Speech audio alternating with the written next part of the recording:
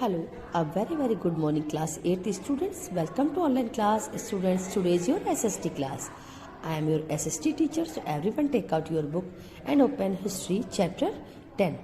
This chapter I taught you in my previous classes. So today I am going to explain the remaining part of this chapter. So everyone open page number 94. The heading is the Indian National Congress.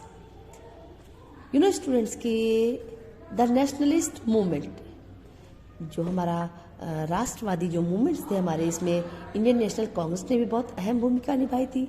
Many political association, बहुत सारे political association that were formed in various parts of the country, जो कि India के different parts में बनाए गए थे. ठीक है, पॉलिटिकल जो एसोसिएशन बनाए गए थे इंडिया के डिफरेंट पार्ट्स में थे. That before the formation of Indian National Congress in 1885, जो कि इंडियन नेशनल कांग्रेस के फॉर्मेशन से पहले बने थे सन 1885 में. These were the Indian Association, ये जो इंडियन एसोसिएशन थे that was founded by Surendra नाथ बनर्जी. ये किसके द्वारा बनाए गए थे? मिस्टर सुरेंद्र नाथ बनर्जी के द्वारा इन 1851 में. द बॉम्बे एसोसिएशन इन 1852 में बना था. Madras native association in 1852 also and founded by S Subramaniam Iyer के द्वारा. ये 1852 में जो मद्रास नेटिव एसोसिएशन की स्थापना हुई थी, इसकी स्थापना मिस्टर जी सुब्रमण्यम अय्यर जी ने की थी. एंड आनंदाचरलू एंड पूना सार्वजनिक सभा it is formed in 1870 and it is founded by justice Ranade. इसकी स्थापना 1870 में हुई थी और इसकी जो फाउंडेशन, जो इसकी नींव रखी थी, वो रानाडे ने रखी थी. And the Bombay presidency association, जो बॉम्बे प्रेसिडेंसी एसोसिएशन थे, it is founded in 1885 and it's इसके फाउंडर थे फिरोज शाह मेहता एंड बदरुद्दीन तैयब जी. ठीक है, इसके फाउंडर कौन थे? Mister Firoz Shah Mehta and Badruddin Tyabji. However, इन सब के बावजूद स्टूडेंट्स यू नो कि these organizations had a localized and limited participation.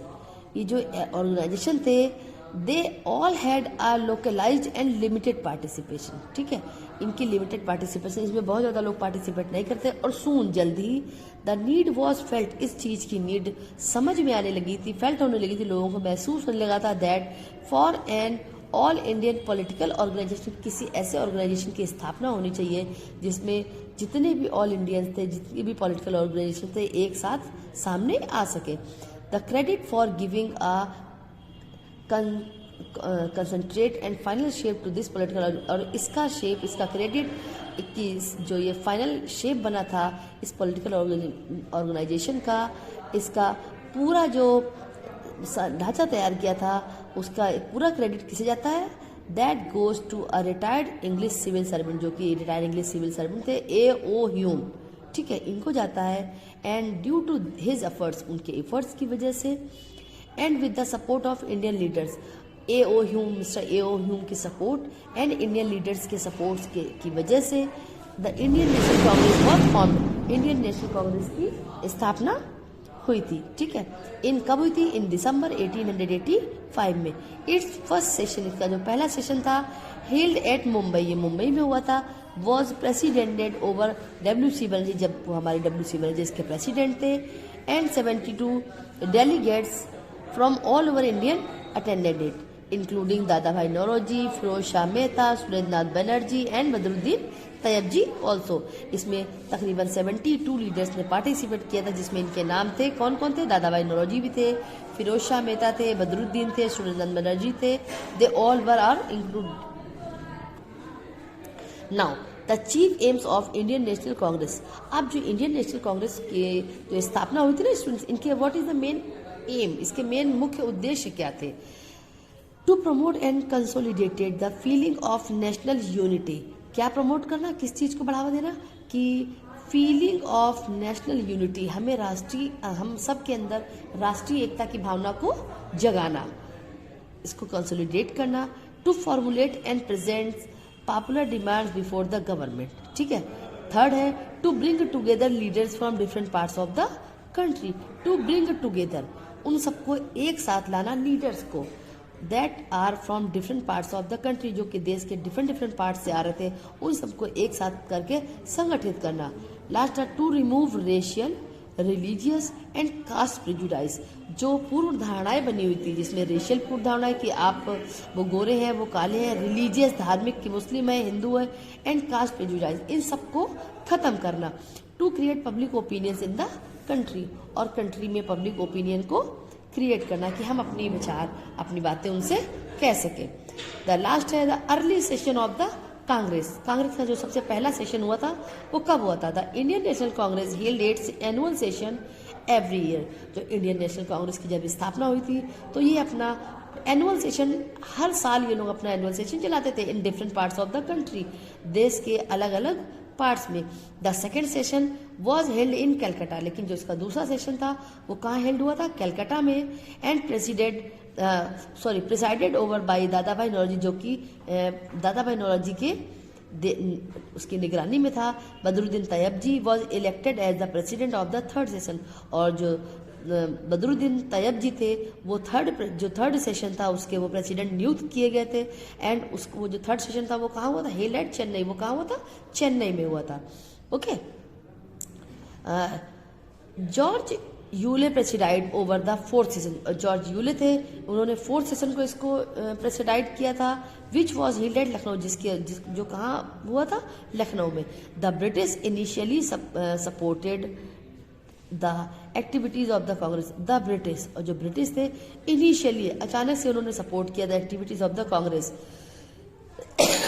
In considering a safety valve, और उसे वो एक सेफ्टी वॉल्व की तरह यूज कर रहे थे। द वॉइस राय, जो वॉइस राय थे लॉर्ड डफरिन, उस समय के कौन थे वॉइस राय?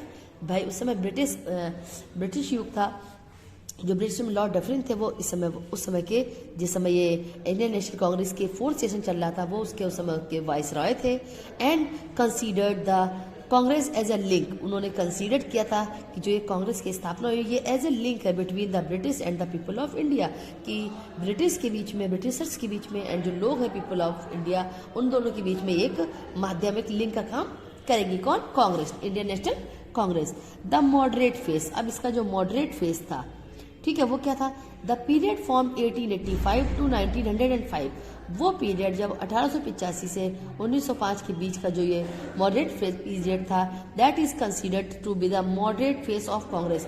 इस बीच के पीरियड को हम मॉडरेट फेस ऑफ कांग्रेस के नाम से जानते हैं, क्योंकि the leaders had moderate demand, क्योंकि इतने इस समय में जो लीडर्स थे उनकी मॉडरेट डिमांड थी। एंड अडॉप्टेड पीसफुल मेथड, और उन्होंने कौन से मेथड को अपनाया था? पीसफुल मेथड को अपनाया गया था, like petitions and prayers to put forward their demands which included, उन्होंने पिटीशंस रखे थे एंड प्रेयर, प्रार्थनाएं की थी, टू पुट फॉरवर्ड की वो उनकी जो डिमांड्स थी वो आगे की जाए। और वो क्या थी? Number 1, elected representative in the provincial and central legislative council. Elected representative की जो रिप्रेजेंटेटिव इलेक्ट किए जाएंगे वो लोग खुद करेंगे इन द प्रोविंशियल, जो कि जो उनके जो क्षेत्र थे, जो उनका परगना था, उसके जो रिप्रेजेंटेटिव होंगे सेंट्रल लेजिस्लेटिव काउंसिल से, वो स्वयं वो सेलेक्ट करेंगे। थर्ड है recruitment of Indians in high government post. High जो गवर्नमेंट पोस्ट थी उस समय केवल ब्रिटिश को ही जॉब मिलती थी, इंडियंस को जॉब नहीं मिलती थी, तो उनका रिक्रूटमेंट होगा जो इंडियंस को भी हाई गवर्नमेंट पोस्ट में and holding the Indian Civil Service में भी उन्हें जॉब दी जाएगी if they qualified the examination in India in place of London.